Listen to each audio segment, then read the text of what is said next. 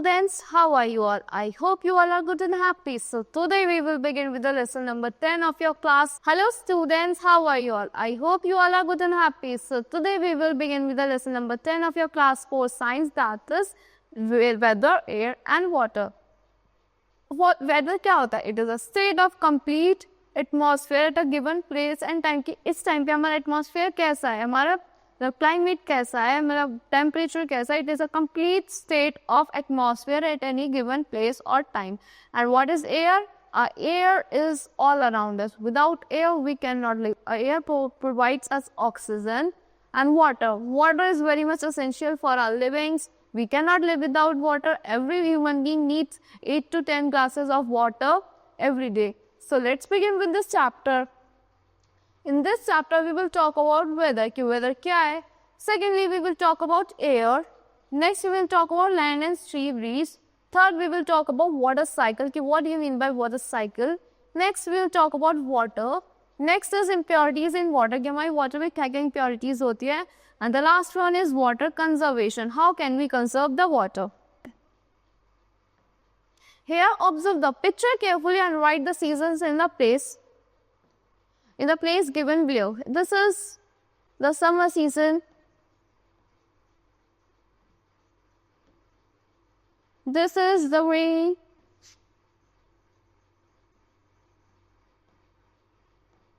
And this is the winter.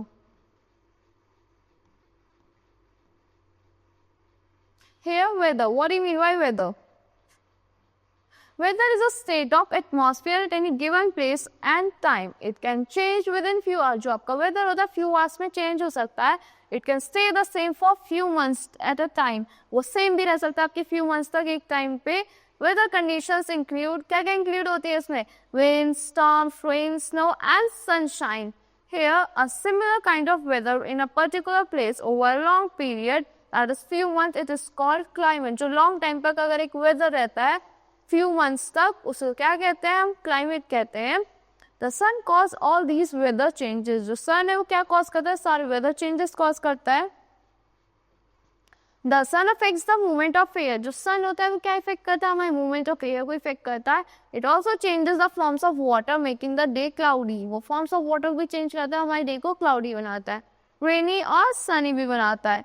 We know that the rotation of the earth causes day and night. हमें पता है जो हमारी अर्थ की रोटेशन होती है वो क्या कॉज करती है? वो हमेशा डे और नाइट कॉज करती है. एंड रिवॉल्यूशन सीजन्स कॉज करते हैं. और रोटेशन कॉज करती है day and night and revolution cause करता है सीजन्स. वो मेट्रोलॉजिस्ट वो क्या होता है? It is a special scientist who studies process the earth atmosphere that caused weather conditions. वो हमारे अर्थ के वेदर कंडीशंस के हमारे एटमॉस्फेयर के बारे में पढ़ते हैं.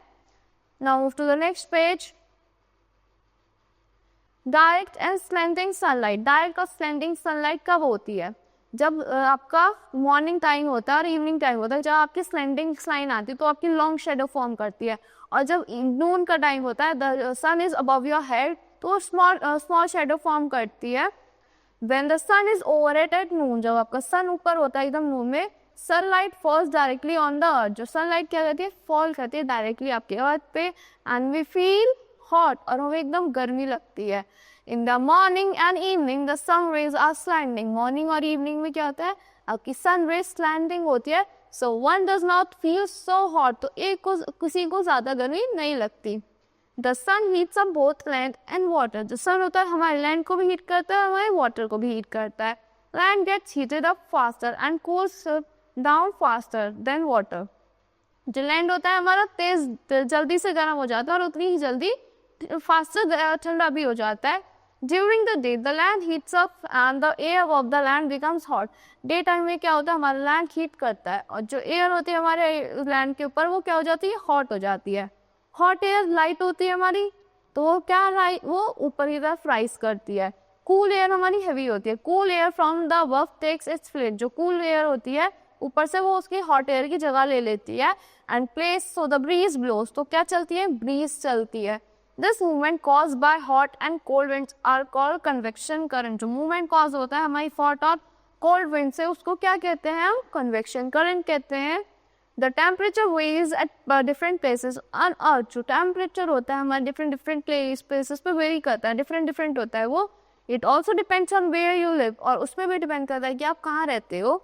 If you live in a place और नियर द इक्वेटर, अगर आप रहते हो किसी प्लेस पे जो इक्वेटर के पास है, the temperature will always be high. जो आपका टेम्परेचर होगा वो हमेशा हाई होगा. And there because the earth is closest, अगर आपको अर्थ क्लोजेस्ट है कहाँ पे, सन के एट इट्स इक्वेटर, तो वहाँ पे क्या होता है, ज़्यादा गर्मी होती है. So the sun rays meet the earth straight on. जो सन रेज होती है स्ट्रेटली हमारे अर्थ पे आती है, तो वहाँ का एटमॉस्फेयर बहुत ज़्यादा हॉट होता है. In India, winter months are November, December and January. But in Australia, winter months are May and June. Australia में जो हमारे winter months है क्या, May और June हमारे winter months हैं. As you move away from the equator, on the earth curves away. जैसे जैसे आप इक्वेटर से अलग मूव करोगे तो आपका अर्थ जो है कर्व होना स्टार्ट होता है. It starts getting cooler, तो आपका अर्थ कूलर हो जाता है. Till you reach the poles, जब तक आप पोल्स पर रीच करोगे, where it is very always cold. जो आपके पोल से हमेशा क्या टेम्परेचर होता है, हमेशा कोल्ड होता है. This is because the sun rays meet those place at an angle, क्योंकि सन रेज एंगल पर मीट करती है वहाँ पे. नाउ एयर, एयर क्या है, it is a mixture of gases. हमारे एयर में बहुत सारी गैसेस प्रेजेंट है, carbon dioxide, oxygen, nitrogen and many others. It also contains dust, smoke and water vapour. उसमें डस्ट भी होती है, स्मोक भी होता है, वाटर वेपर भी होता है. The blanket of air surrounding Earth is called atmosphere. जो ब्लैंकेट होता है हमारे अर्थ को, जो सराउंड करता है हमारे अर्थ को, उसको क्या कहते हैं हम, एटमॉस्फेयर कहते हैं. Moving air is called wind. जो मूविंग एयर होती है उसको क्या कहते हैं, विंड कहते हैं. Gentle and pleasant wind is called breeze. जो जेंटल और प्लीजेंट विंड होती है उनको हम ब्रीज कहते हैं. Fast and strong winds are called storm. जो फास्ट और स्ट्रॉन्ग विंड्स होती है उनको हम स्टॉर्म कहते हैं. Here, move to the next page. Land and sea breeze. What do you mean by land and sea breeze? At night the land cools down faster than the sea. जो night के time पे क्या होता है, हमारा land जल्दी cool हो जाता है सी से कंपैरिजन में. So the air above the sea is hotter. जो एयर सी के ऊपर होती है वो हॉटर होती है. And that over the land, और लैंड की कूलर होती है. This hot air above the sea rises up. जो हॉट एयर होती है हमारी सी के ऊपर वो राइज अप होती है. The cold air above the land blows towards the sea. जो cold air हमारे लैंड के ऊपर वो किधर की तरफ ब्लो करती है, सी की तरफ ब्लो करती है, towards the sea to take its place of the rising warm air. और जो rising hot air warm air है उसके प्लेस ले लेती है कौन, cold air. This is called land breeze. इसको क्या कहते हैं हम, land breeze कहते हैं. Next is sea breeze. During the day the land heats up faster. Day time पे land heat करता है faster as compared to water. Sea water is still cool. जो sea water है हमारा cool होता है. तो हॉट एयर तो राइज करेगी, तो सी वाटर से जो रेज हमारी एयर आएगी वो कहाँ जाएगी, विंड आएगी, वो हमारी हॉट एयर की जगह ले लेती है. Air above the land gets heated and rises. Cool air above the sea blows towards the land. जो कूल एयर हमारी सी की तरफ से वो किधर की तरफ आती है, लैंड की तरफ आ जाती है. This is called sea breeze. Now on heating, जब हीट होती है तो क्या होता है, on heating water changes into vapour. जब हमारा वाटर जब हीट होगा तो वो किस में चेंज हो जाता है, वेपर में चेंज हो जाता है. We call them as evaporation. हम उसको कहते हैं इवेपोरेशन कहते हैं. In nature evaporation takes place all the time. जो नेचर में क्या होता है, इवेपोरेशन हर टाइम टेक प्लेस करती है. हीट आती है वाटर पे, वो वेपर की फॉर्म में ऊपर जाता है.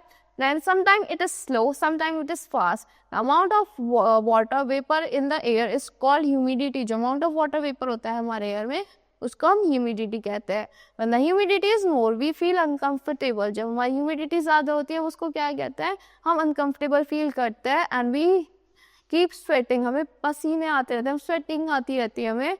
सो evaporation of water takes place faster. When evaporation कब टेक प्लेस करती है, there is a strong wind. जब बहुत ज़्यादा स्ट्रॉन्ग विंड्स चलती हैं. Expose surface is more. जब एक्सपोज सर्फेस हमारा ज़्यादा होता है. And it is sunny. So here it is a ocean. Sunrays आ रही है, उससे क्या हो रहा है, वेपर ऊपर जा रहा है, हीट अप हो रहा है ना हमारा वाटर. फिर वो क्या फॉर्म करेगा, क्लाउड्स में ड्रॉपलेट्स फॉर्म करेगा. फिर क्लाउड्स हमारे हैवी हो जाएंगे तो हमारी लैंड पे वहाँ पे क्या होती है, रेन स्टार्ट हो जाती है. और क्लाउड्स हमारी स्नो कहाँ पे आती है, हमारे माउंटेन एरियाज पे आती है क्योंकि वो हायर ऑल्टीट्यूड्स पे होते हैं. So move to the next page. Here are the experiments. You can see when wind affects evaporation. Wind कैसे affect करती है evaporation को. Take two identical glass jar. आपको identical glass jar लेना है, उनको equal fill करना है. अगर उनमें आप एक आपको दूर रखना है और एक को फैन के आगे रखना है. After some time you will see जो फैन के आगे वाला जो ग्लास जार होगा उसमें वाटर नीचे चला जाएगा, थोड़ा सा कम हो जाएगा क्योंकि वो इवेपोरेशन जो उससे उड़ गया है. So next is condensation. Condensation कैसे दिखते हैं? आपको एक केटल लेनी है, उसमें वो फिल करनी है वाटर से और उसको फायर के ऊपर रखना है. फिर आपको लेट द वाटर बॉइल्स और उस वाटर को बॉईल करना है. When the steam comes out और जब वो स्टीम बाहर आएगी आपको उसके आगे क्या रखना है? एक strike, you have to strike a cold plate. आपको एक ठंडी प्लेट पकड़नी है वहाँ पे. You will observe that the water droplets are formed on the side of the plate. जो water droplets है वो form हो जाएंगे वही plate के side में. तो this process is because of the condensation. जो आपकी water vapor आया है वो किस फॉर्म में आ गया है? ठंडा होने के बाद वाटर की फॉर्म में आएगा. This is called condensation. When your water droplets changes into water on cooling. So now let's talk about water cycle. Sun evaporates water from the land and the sea. जो sun होता है evaporate करता है वो land को, कहाँ से? land से और sea से water को. So this water vapor rises up. जो water vapor होगा वो rise up करेगा up into the air and cools to form tiny water droplets. और वो condense हो जाएगा ऊपर वाला water droplets वो किसमें form हो जाएंगे? clouds form करेंगे. जब clouds हमारे heavy हो जाते हैं they burst as the rain. फिर वो rain start होने लगती है, that is precipitation. These tiny droplets of water come together to form clouds. In the clouds, more and more water droplets come together. Clouds में क्या होता है? ज़्यादा से ज़्यादा water droplets एक साथ आ जाती है to form a bigger cloud. When the clouds become very big and heavy, it bursts and rainfall occurs. वो burst करता है और rainfall आ जाती है. Here, dew. Let's talk about dew. Dew क्या होता है? In winter, water vapor in the air condenses as the air touches as a cold surface. Dew के टाइम पे क्या होता है? आपने देखा होगा विंटर सीजन में आपकी लीव्स पे वाटर ड्रॉपलेट्स होती है. वो किस वजह से होती है? The water vapor in the air condenses as the air. वो किस फॉर्म में कंडेंस हो जाता है? एयर टच कंडेंस हो जाता है. जैसे एयर टच करती है कोल्ड सरफेस को. This is the reason why in early mornings you see dew drops on flower, grass, etc. आपने देखा होगा विंटर्स के टाइम में आपने वाटर ड्रॉपलेट्स होती है आपकी ग्रास पे, फ्लावर्स पे, आपके सीड्स, आपके व्हीकल्स पे. नाउ फ्रोस्ट क्या होता है? When it is very cold, dew drops freeze. जब बहुत ज़्यादा ठंड होती है जो dew drops होती है आपकी फ्रीज हो जाती है into a tiny ice crystals. आपके लीव्स पे ice crystals फॉर्म हो जाते हैं. उसको हम क्या कहते हैं? फ्रॉस्ट कहते हैं. नाउ फॉग क्या होता है? जब आपके in winter water vapour condenses on dust particles. Winter के टाइम पे क्या होता है? वाटर वेपर किस पे कंडेंस हो जाता है? आपके डस्ट के पार्टिकल्स पे कंडेंस हो जाता है that are present in the air just above the ground. This is called fog. Now hailstone क्या होता है? विंटर्स के टाइम पे व्हेन आपका वाटर वेपर जब क्लाउड्स पे जाता है, जब वहाँ से रेन स्टार्ट होती है ना, when it rains, so because of the cold temperature there that raindrops freeze and they fall as the hails. When raindrops pass through a very cold region, जब वो बहुत ज़्यादा cold region से pass करती हैं of air, they freeze and becomes ice to fall down as hailstone. वो hailstone की तरह fall down होती है. Now let's talk about snow. In cold places on mountains, the air high above is very cold. Snow के जो high mountains के वहाँ पे एयर हाई अबव वो बहुत ज़्यादा कोल्ड होती है. When water vapour moves up, जब आपका वाटर वेपर ऊपर मूव करता है, it condenses to form ice crystal. Condense करता है, क्या फॉर्म करता है? आइस क्रिस्टल्स फॉर्म करता है instead of water droplets. This fall down as snow. कैसे फॉल डाउन होता है? ये स्नो की तरह फॉल डाउन होता है. Now let's talk about water. What do you mean by water? हमारा अर्थ कितना परसेंट कवर्ड है वाटर से? It is covered about earth is covered 70% about water. About 70% of the earth is water. Water is found on the land, in the air and under the ground. Water आपका land में भी है, under the ground भी है और air में भी है. Air में vapor की form में, land पे normal water form में और under the ground that is known as underground water. Most of the rainfall falls on the ground and seeps through the layers of the soil. जो हमारा during rainfall हमारा बहुत सारा water हमारे under the ground चला जाता है because it seeps through the soil and to form underground water. और हम किस forms में निकाल लेते हैं उस underground water को? This can be drawn out with the help of wells, tube wells and hand pumps also. This level of underground water this level of underground water at a place is called water table. उसको क्या कहते हैं, water table भी कहते हैं। Underground water को एक place पे जो होता है। There are impurities in water. What do you mean by impurities in water? Impurities like salt and some minerals that can be dissolved in water there are two types of, first of all, there are two types of impurities: soluble impurities and unsoluble impurity. The impurities that can be dissolved in water like salt, sugar, they are known as soluble impurities, and the impurities that cannot be dissolved in water like sand, mud, they are known as insoluble impurities. So हम किन base से हम इनको remove कर सकते हैं? We can remove by sedimentation, decantation and filtration. Sedimentation क्या होता है? It is a process which insoluble impurities present in water are made to settle down by keeping it undisturbed for some time. अगर we have to take one jar और उसमें हम क्या dissolve करना है, हमें एक 1 tablespoon ऑफ मड डालनी है, सैंड डालना है, we have to dissolve it. और अगर हम उसको we have to put that jar for at least 1 hour and the sand particles will settle down. जो ऊपर का वाटर है वो प्योर हो जाता है, that is known as sedimentation. And what do you mean by decantation? The removing that pure water into the another container. जो हमारा प्योर वाटर ऊपर की साइड है उसे हम दूसरे उसमें पोर कर लेते हैं, दूसरे कंटेनर में, दूसरे जार में पोर कर लेंगे, तो जो हमारे सैंड पार्टिकल्स हैं वो नीचे रहेंगे without disturbing those particles, is known as decantation. It is a process of pouring out the clean water after sedimentation into another container without disturbing the sediments.